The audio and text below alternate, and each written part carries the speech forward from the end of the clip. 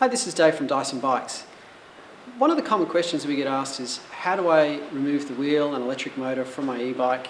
And it's really quite a simple procedure, but there's just a few little tips and tricks that make the job a lot easier. And that's what we're going to cover in this video. So watch for the next couple of minutes and you'll be an expert too. Okay, the first thing we need to do is get ready to pull this wheel off, and we're going to need some tools. We're not going to need many tools. Probably only two things we really need are something to remove the cable tie. Sometimes there's a little plastic cable tie that holds the cable in place. For that, the best thing is going to be something like this, like a little pair of side cutters. A Stanley knife is also going to work for you. The other thing we're going to need is something to undo the nuts. Ideally, a spanner is the best thing.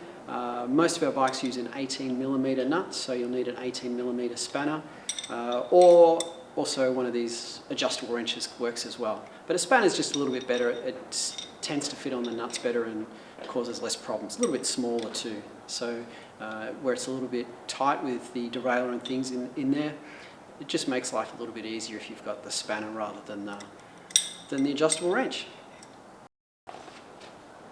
Probably one of the most important tips I can give you for changing the wheel is really take note of where the positioning of the washers or any spaces are on the axle. The best thing to do here is take loads of photos with your camera phone before you take the wheel off. But also just take a mental note of where you find the spaces. You'll find there's washers on either side of the frame, and that just helps the spacing of the axle in the frame. If you get them wrong, they'll be too far one way or the other and it just won't fit properly in the frame, and you'll have problems with brake discs and things lining up. So that's my main tip for doing it, is take loads of photos, and then you'll have some reference when you go to put it back together. Okay, so we're down here on the right hand side, chain side of the bike. You'll see here some of the bikes have this chain guard on here. We're going to have to remove that because underneath here that's where you'll find the plug. So just remove that, pop that aside. Okay, so now we'll see this here is our plug. That's what connects the motor back into the controller. First thing I'm going to have to do is remove this cable tie. Sometimes I use a little clip here, but generally you'll find a cable tie here, and that can't be removed unless you actually cut it off. So we'll take our side cutters and just snip that. Just be careful not to damage this cable here. Now when you remove the cable, if you have a really good look, you'll see here, and I'll do a close-up of this, but there's a couple of little arrows here on the female and on the male side of the plug. They should be lining up, and if it's working properly they will be. You're going to have to make sure they line up correctly when we put this back together. So we just pull that apart. It can be quite firm. You might need a little bit of pressure to pull it apart. And then you'll see now the motor is disconnected from the electric system of the bike. And now we've really got something that's just a regular bicycle, so it's quite a simple procedure from here on in to remove that wheel.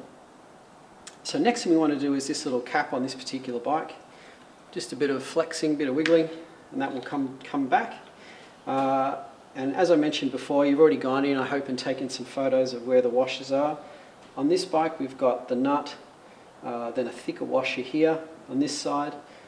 On the other side we've got a similar setup. So just again, take a good look at that. You'll have a clearer view once you remove that cap. There's usually a little one on this side as well on a lot of the bikes. So we'll pull that one off. That's on the other side of the bike. We'll set that aside. Then we just take our spanner. We've got our 18mm spanner here, and loosen these nuts off. To that side, and the other side. These go same as any regular nut. Turning it clockwise to the right tightens it, anti-clockwise is going to loosen that nut off.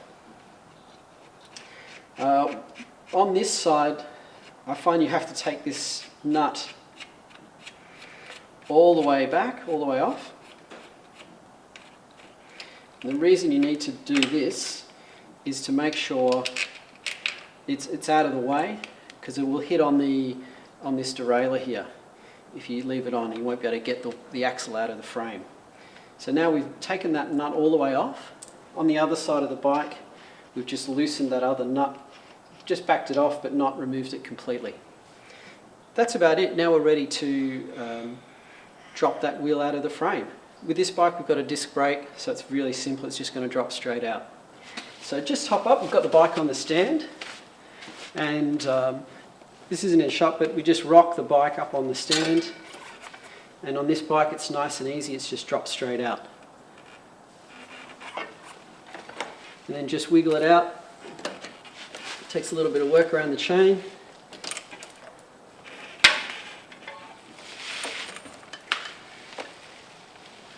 And that's it. Wheels out of the frame. Now to put it back in, is really just the reverse procedure. Probably things you've got to be mindful of is getting the chain back over that freewheel. Again, just rock the bike up. Some gloves can be a good thing too here, actually I forgot to mention.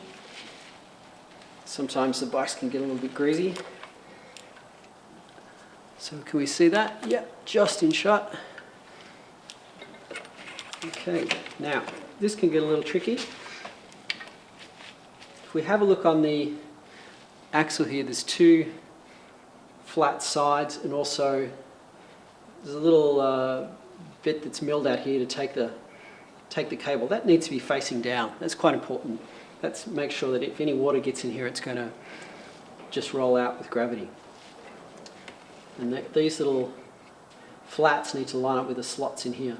So make sure they line up, and also just be careful to make sure the disc lines up and is going in between the two pads. And there we go. There's the wheel back on. Slide that forward a bit. Now what we need to do is refit our nuts, making sure we've got our washers in the correct position. So on this side we had this little, we call it like a castellated nut. It's got a little, like the top of a castle, one raised piece on one side. That needed to go back on underneath. The other thing to be careful of is just watch that that this plug here doesn't get damaged. There's some little golden pins there. You don't want to bend any of those or have them touching one another. So just be careful when you're working on your wheels that you're not damaging those. So we've got that little nut, little washer back in place. Got our nut that fell off in the process. We'll slide that back on. Just lift the cable up a little bit. It should spin on relatively easily. We'll just tighten them up just loosely. Now I'd just like to put the bike back up straight. When it's on the stand, you might find that it's not sitting square in the frame. So now that's sitting nice and straight. I can see just rocking it back and forward, it's the disc brakes in the right spot in between the pads. We pull our spanner out again, turn it to the right clockwise. We'll just tighten it, not all the way. Tighten the other side until it's just firm. You don't need to break your arm putting this up. Just make sure it's firm but not too tight that it's going to seize up next time you want to pull it off. And then the next thing you want to do is make sure we replace that little cover. And that's got a little hole in the side of it. You can see there. Slide that through. Like that. It just covers it up, makes it look a little neater. Get the cover for the other side, fit that back on the other side. And this is where we just have to have a little bit of care. I think you'll remember I mentioned before we've got those little tiny little arrows on there. I'll take a photo and put that at the end of the video. So just make sure they line up, this little arrow with the other arrow you'll find here on this socket. Pretty hard to see, but they're there. Okay, that's lined up. Push it together. And now we need a cable tie here just to secure that back through. Go and grab one.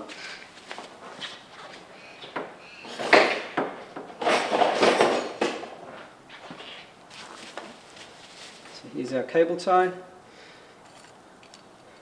sliding back through.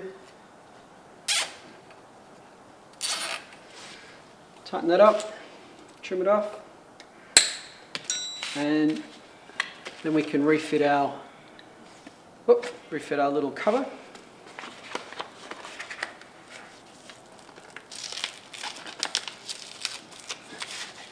Spin them around, and that's it. It's pretty simple, as you can see.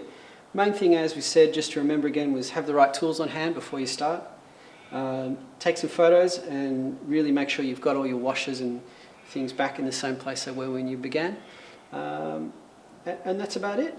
You're ready to go.